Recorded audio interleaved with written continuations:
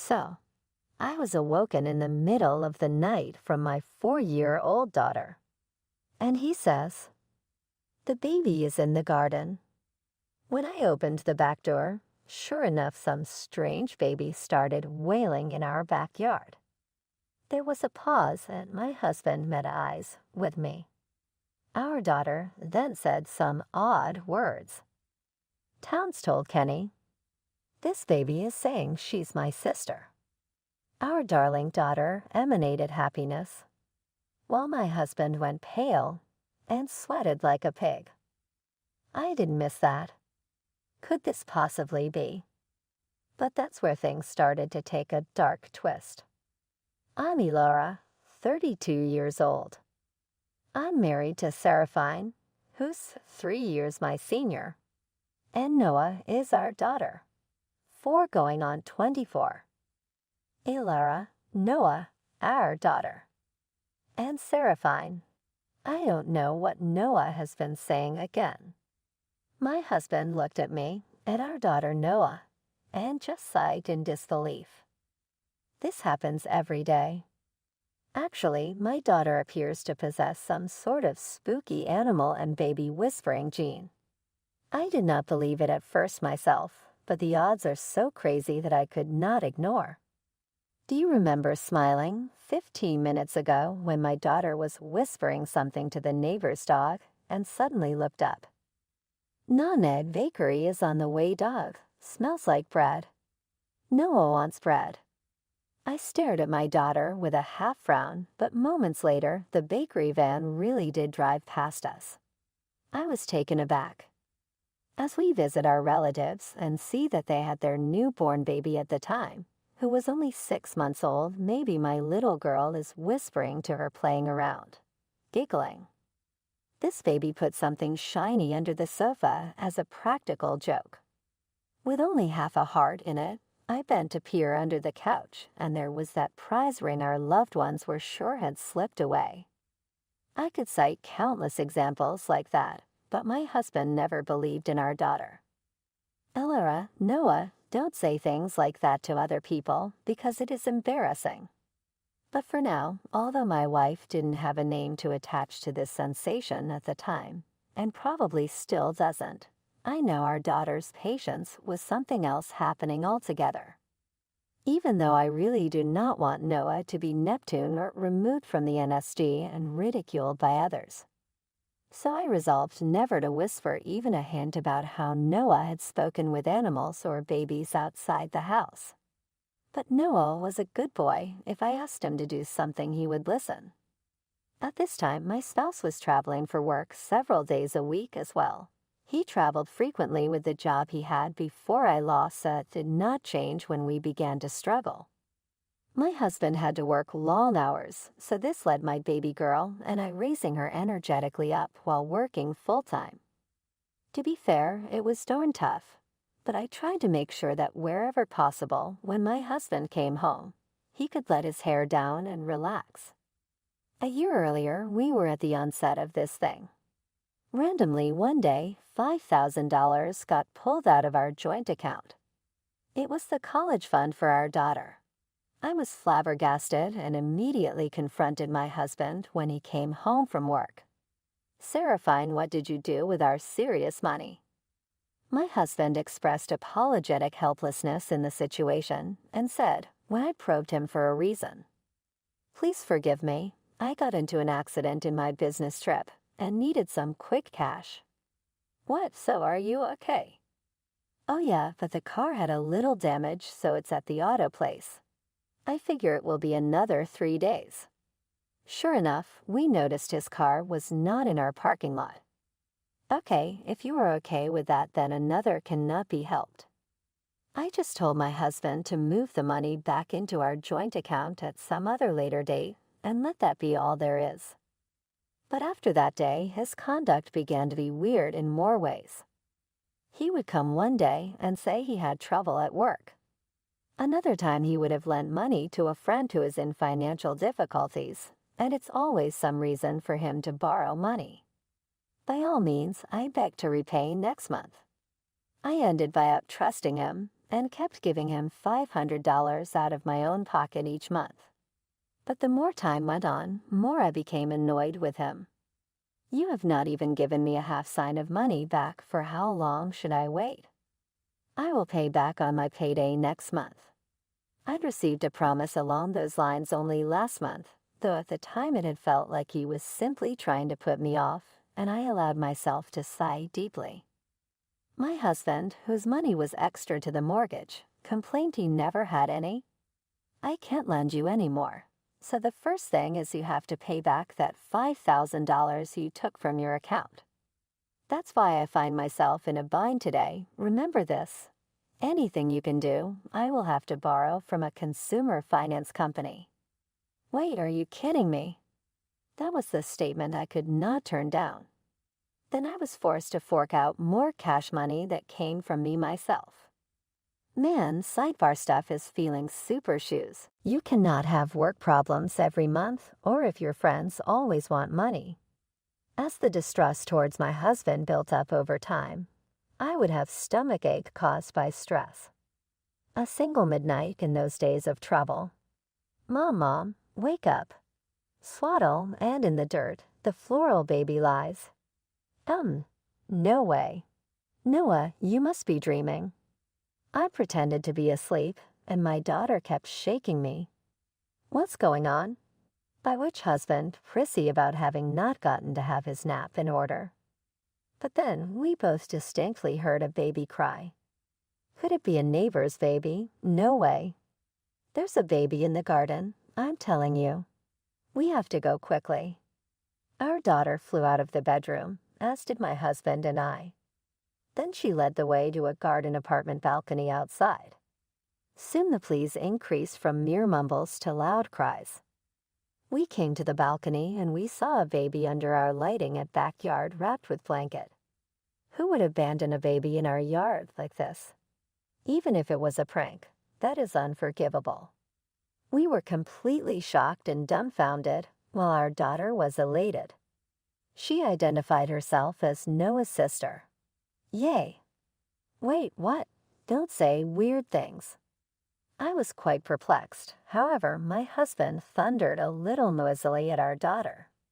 Even so, our daughter stood proudly with her hands on hips and stared up at my husband. It's true. This baby is Noah's sister. As our daughter proclaimed her truth with self-assured strength, refusing to be cowed against my husband, I was beside myself, and all I could do was stand there in amazement as the two of them went back and forth. When it did, my husband's phone in his pocket vibrated. So did the moment his eyes opened wide, whitening of his complexion as he peered into that fucking monitor. Why the face just now? All that can come later, but it is not the time for that now. Yo, we got to call the 5-0 first. Wait, let's bring this little baby inside. It must be chilly, left alone all night. Yeah, that is one where it would be appropriate to call the cops. I had an uneasy feeling about the way my husband was acting. I took my daughter inside, continued to believe in foul play, and then wound up holding the baby wrapped firmly in a blanket. If I were to trust the strange power of my daughter and her words, then clearly this baby was sister with mine. I have not been pregnant or given birth to another baby after Noah.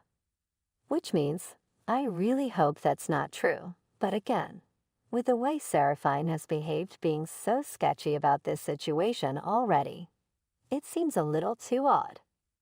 I remained placid just so as not to alert my husband, while secretly working out a plan that would lead me find out the core of his lies. That morning, my husband said, I'm just going to take her down and give her into the police. At my husband's words, I said okay, that we would take care of the baby here tonight. I work tomorrow too, but having this weird thing has given me the flu bed is where I need to be a hurry off. So watch out for that little guy, will you? Not owning up to absolutely anything, my husband scurried behind and darted into the bedroom. Now generally, I would be pissed, but at that time as soon as him and his buddies were clear away from it, I saw my opportunity. She picked a day when I was not working, which my husband slept while she went through the painstaking activity of preparation.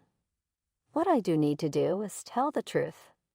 As much as I wanted to believe that the insides of me were still churning and my hands shook in fear. Feeling my emotions, she held onto the hand, comforting me and being so gentle. "It's okay, Mom. Noah is on your side." "Thank you, Noah." Maybe my daughter does not exactly know what is going on or happening between me and her dad. Nevertheless, I mustered all the courage in me to face my hubby for my daughter's sake and set things straight. And so, the long night was broken and we greeted a new day. My husband jumped up and acted all distressed as soon as he sat eyes open. "I have been drafted into work / has come a short notice to work. I'll go to the police when I'm home, my baby you care during the day." Tilled. Over those words, he left in a hurry without having had breakfast.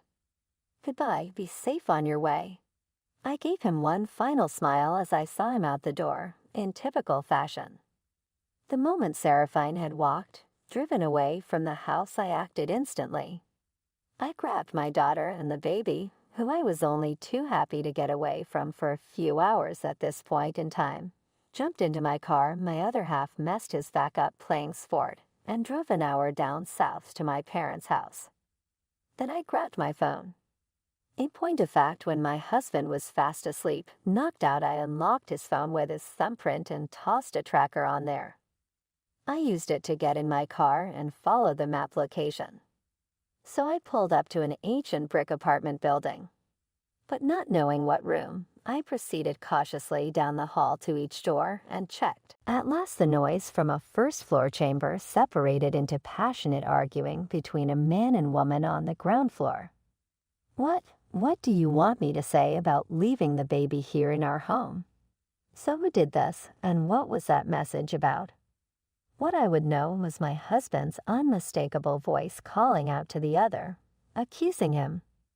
As I wrote, didn't it say, "Take care of the child"? Oh, so you just did not read the message properly, or are donkey years of learning to understand things, let alone written text. A shrill woman's voice retorted, echoing to outside the entrance my husband standed. I had been listening in for so long, but their argument made it clear that this was never going to be over. "I'm sure this is the place." On that certainty, I twisted the knob to what room voices of arguing came. The door opened with force as though unlocked. My husband looked surprised to see me when I entered. "Elara, what are you doing here?" "Hello, Monica." I held her eye contact as calmly I replied, "As always, thank you for looking after my husband."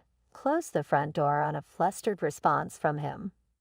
Monica let me loom over her desk in a close personal space kind of way, one she seemed to be worried about. What do you call me?" "Some little girl, I won't say who, but heard about you." With the help of Noah, my daughter, who was born with an astounding power to speak into the souls from another world, I managed to extract a few words of explanation regarding this current situation. "So, my husband Seraphine met you, Monica, where you slung drinks to busy men who were his clients. You almost had a kid together. How the hell do you know that? You hired a detective, or what? I can't believe this." Though my husband was flustered, the mistress seemed all cool, maybe even decadent. "Seraphine, all that money you were taking from me, it was for the birth and to support his child, wasn't it?" "Well, not only that, but you live with Monica, right?" My husband's sandals and shoes were lying in the entrance. I tried to pick them up, but Seraphine grabbed them quickly. "Seraphine, certainly the fact that your behavior is in itself so suspicious." My husband grew pale and couldn't take the heat of my glare. Seraphine had been using part of the $5,000 he withdrew from our savings to pay hospitalization and cesarean section surgery expenses for Monica's childbirth. He has also been giving her $500 a month in child support. Not only that, but he had been out of town on business and away at his mistress's house 3 days a week. This had all been a huge ruse. And my husband was standing there with his mouth half open, saying, "Do you know that?" Just say when I told him. Well, concerning the authenticity of this baby, I already understand it. It's because Monica is engaged to a venture company CEO isn't. Huh. You abandoned the baby and headed up our way because she was interfering in your plan, didn't you? She had waited until it was late at night to leave him on our front porch and then texted my husband a message. He unlocked his phone and he sent a new message, which I saw with my own eyes. He had never anticipated I would know all of this. My husband looked surprised and reached for his pocket as he watched me. That is why you attempted so frantically to keep me beyond the cops attaining initially. Proper. How much do you know? His forehead was moist with sweat, like it belonged to a frog looking at an oncoming snake. Meanwhile, the mistress was checking her watch over and over again. Hello, do you mind leaving your marital problems out of my office? Just go away for a while, will you? I am about ready to get my date started. As if it is not your concern. You cannot do anything to a person's husband and think that you will go scot-free. It's not like that. For a moment I thought Seraphine was just fucking with me. I should go back to being the wife of a financier, like I thought it was all a mistake when we got pregnant, but now that he's going to be CEO, I can just reset everything. My husband was speechless, and Monica just continued to make her selfish comments. I can never approve that. Adam, in hindsight, I have no idea what you were trying to do, but obviously it was so terrible that dumping the baby onto me seemed like a good plan. Shut up. Seraphine goes for you getting me knocked up in the first place, bozo. Let's go, put your shoes on. With no inhibitions, Monica went on to fire off at my husband. You are the dad, so he needs to participate and develop with your kid. Ishibashi, your daughter at home will be excited to have a little sister. As a parent of a daughter, I could not stomach such comments and my hands instinctively clenched. I wanted to slap this woman at that moment, but then I heard the sound for a car engine. I walked toward the door and looked out on to see a luxury car driving towards my street. These days, the car drove and drew up close to alongside of the apartment. Monica, I was coming to get you because you didn't show, but then when Miss Knight got out the car shawl, a man wrote, "Oh no, you're already here." Judging by the mistress's panicked reaction, this man must be her new fiancé, the CEO of the venture company. At that moment, I had a brilliant idea. Nice to meet you. Actually, my husband has been taken care of by Monica. I spoke loudly and cheerfully, and the fiancé seemed bewildered. Huh? Oh, really? While Monica tried to stop me in a panic, still trying to put on her shoes, I quickly approached the man. Actually, last night Monica left a baby born between her and my husband in our backyard. That's why I came to hear the situation with my husband before Monica, who had rushed over, could cover my mouth. I blurted out the truth. The fiancé was surprised. Huh. I heard Monica was single. He looked at her with suspicion. That's a lie. Everything this woman says is nonsense, so don't believe her. Monica desperately tried to make excuses while sweating profusely, but the CEO of the venture company wanted to hear the details, so I told everything I knew. During this time, Monica tried to deceive somehow, but I managed to overpower her and reveal everything. The man then said, "What kind of woman are you?" And then to Monica, "I don't want a liar like you. Don't ever contact me again," he said coldly and got into his car. As the CEO of a venture company, he probably wanted to avoid such scandals. Wait, there's more to this. Please let me explain. Monica tried to cling onto the car, but when I stopped her, her fiancé drove off without even opening the window. No, my bright future as the CEO's wife. With a thud, Monica dropped to her knees and sat down on the spot, realizing what had just happened. Then she quickly looked at Seraphine. "Hey, Seraphine, I'm sorry. Let's continue to get along well, okay? Let's take back the child from this woman and live happily together as a family of 3. She leaned into her husband's chest, looking up at him with a pleading gaze. "What kind of person is she? I didn't steal her baby. She's the one who irresponsibly left the baby in our yard." I was gaping at her sudden change in attitude, and it seemed Seraphine had had enough of being manipulated by Monica. Furrowing his brow, he glared at her. "Enough, I can't deal with you anymore," as he pushed away the mistress who had clung to him. She had a fierce expression like a demon. "Huh, I'm saying I'm going back with you, Monica." Furious, she scratched her husband's face with her nails, sparking a violent fight between them. While I watched in silence for a while, there was no sign of it ending. It takes 2 to tango. I sighed deeply, realizing I didn't want to get any further involved in their fight. I purposely clapped my hands loudly. "All right, that's enough." Both of you, feeling exhausted, I stopped them, being fed up. "Anyway, I'll be demanding compensation for the affair from both of you, Seraphine, plus a divorce settlement." "Hold on a second. Don't talk about breaking up. This is not a joke. I can't pay compelled, though." When I first discovered them, they protested mightily, until a single steely look from me was enough to silence the rebels. "Elora, I'm truly sorry. This woman, I cannot break up with her, so you forgive me. I'm not soaking, don't you understand?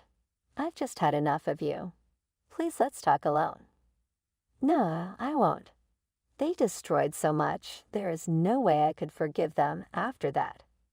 This time with an obstinate face, I expressed my determination. "Oh, ma'am, I will deal with the baby on my own, so could you not offer to compensate me? Surely it's the responsibility of a parent to raise their own child. But no excuses, my dear." I finally shouted at both my husband and the mistress dropped on their knees, pleading for forgiveness. That right there in front of me caused a realization that I no longer had any love for my husband. Regret your actions. Fork out repayment, even if that means stealing. I cannot not think about Noah's face. It's your own fault. Don't come near me. My husband knelt and took my hand, the sorrow in his eyes, when he then looked into mine. "Elora, listen carefully. If we get a divorce, Noah will be sad. That you hide behind our daughter like that is your disgusting side. Don't worry, so I will make her forget the face of a father who cheats." His hold slackened when I said that so coldly. I had to take the chance and get rid of him. What am I supposed to do tomorrow if you leave me? Survive on your own. Goodbye. I will send you a packet of the divorce papers later. I turned to make my way back outside and saw a curious cluster of people gathered around the apartment as I walked away, leaving those 2 at entrance. The door was open and everything went through it. Huh, my goodness. I never thought something like that would happen. I knew they would get scared by the commotion and immediately ran to my house. My betrayer and his mistress were hung over with heads bowed, shame barely contained within their diseased skins. And as of this moment, my future was unwritten, but I would write into it with